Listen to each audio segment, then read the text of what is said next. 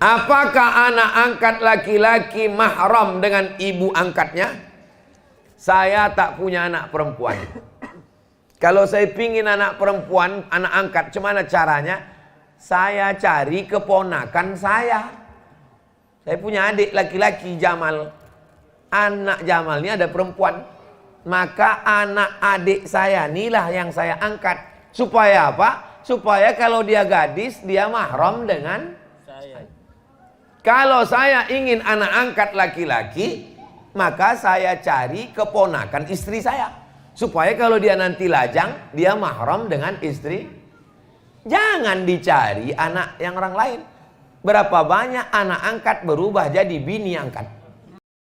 Bismillahirrahmanirrahim.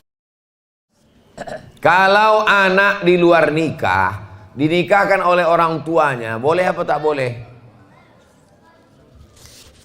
Jangan mencoblos sebelum tanggal 14. Karena kertasnya tidak diakui oleh KPU dan Bawaslu. Tengok. Kapan dicoblos? Tanggal 13. Enggak diakui. Karena sebelum hari H. Paham? Apanya yang paham ini?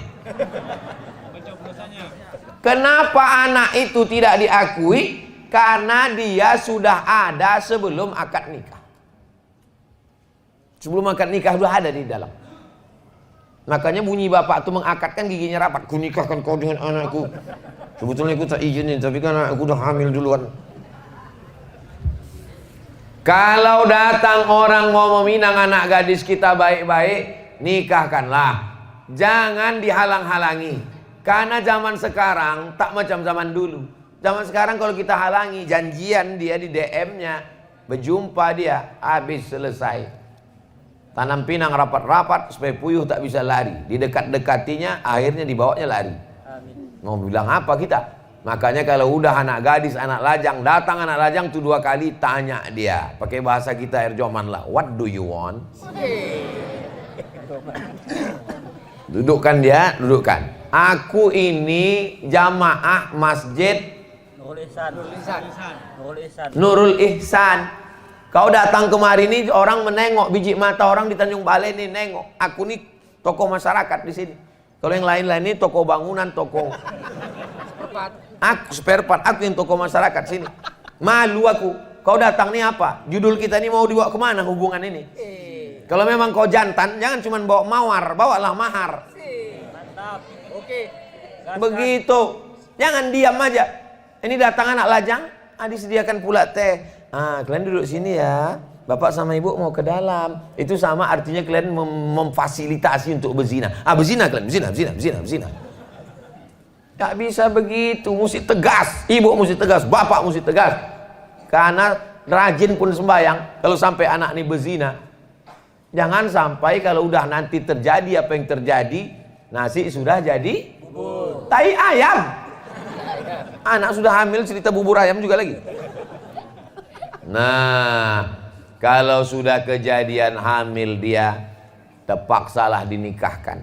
Aku nikahkan engkau dengan anakku dengan mahar sebentuk cincin emas tunai. Jangan kau datang lagi mau kupijakkan aja batang leher kau.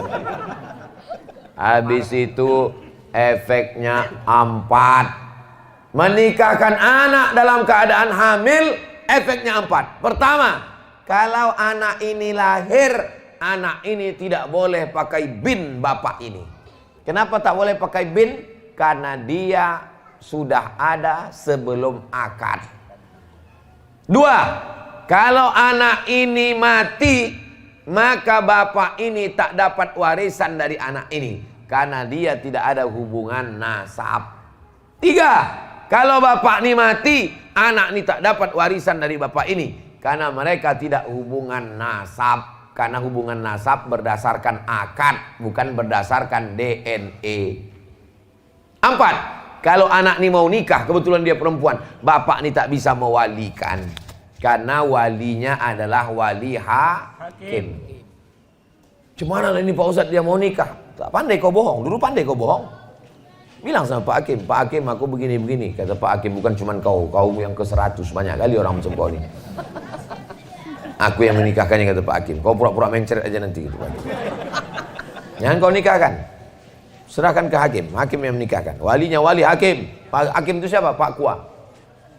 Jelas? Jaga anak-anak kita. Mudah-mudahan anak kita diselamatkan Allah dari zina. Amin. Apakah anak angkat laki-laki mahram dengan ibu angkatnya? Saya tak punya anak perempuan. Kalau saya pingin anak perempuan, anak angkat, gimana caranya? Saya cari keponakan saya. Saya punya adik laki-laki Jamal. Anak Jamal ini ada perempuan. Maka anak adik saya inilah yang saya angkat. Supaya apa? Supaya kalau dia gadis, dia mahram dengan saya. Kalau saya ingin anak angkat laki-laki, maka saya cari keponakan istri saya. Supaya kalau dia nanti lajang, dia mahram dengan istri. Jangan dicari anak yang orang lain. Berapa banyak anak angkat berubah jadi bini angkat. Udah macam anakku, udah macam adikku, udah macam anakku, udah macam ayahku, udah macam mamaku. Berawal dari macam, berakhir dengan macam-macam. Waspadalah. Udah macam anak kami, Pak Ustadz. Hati-hati, banyak kejadian. Jadi kalau mau mencari anak angkat, begitulah rumusnya. Jelas? Pak Ustadz, bolehkah perempuan sholat jamaah di masjid? Terus ibu-ibu nih?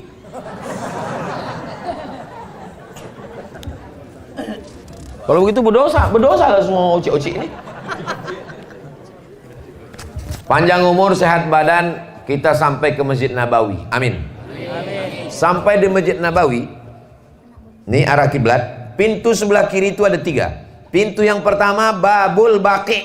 Kenapa disebut Babul Baqi? Karena pintu itu mengarah ke pemakaman Baqi. Di belakang Babul Baqi namanya Babu Jibril. Karena itu pintu malaikat Jibril datang membawa wahyu. Di belakang Babu Jibril ada pintu Babun Nisa. Apa itu Nisa? Perempuan.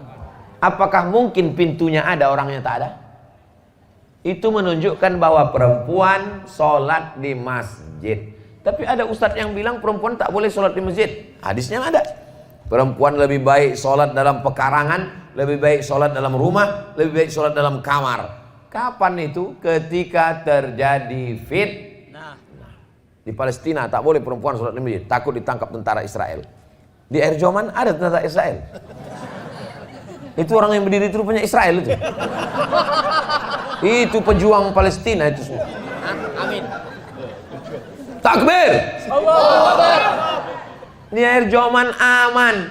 Tapi kalau ke masjid tetap menjaga adab-adab. Jangan ke masjid pakai celana legging. Telekung diletakkan di tengkuk. Pakai legging. Banyak atuk-atuk masuk parit gara-gara itu. Jangan pakai minyak wangi yang terlalu menyengat. Dipakainya di pintu tuh, hilang ayat imam depan. Wala ana abidum ma'abattum wala antum. Hilang simpang lakum dinukum waliyadin, saking harumnya. Tapi jangan pula sampai bau petai jengkol ketiak gara-gara sekedar menghilangkan bau saja. Karena kita ini kan angkat takbiratul ihram, kita tahan kawan pingsan. Jangan di masjid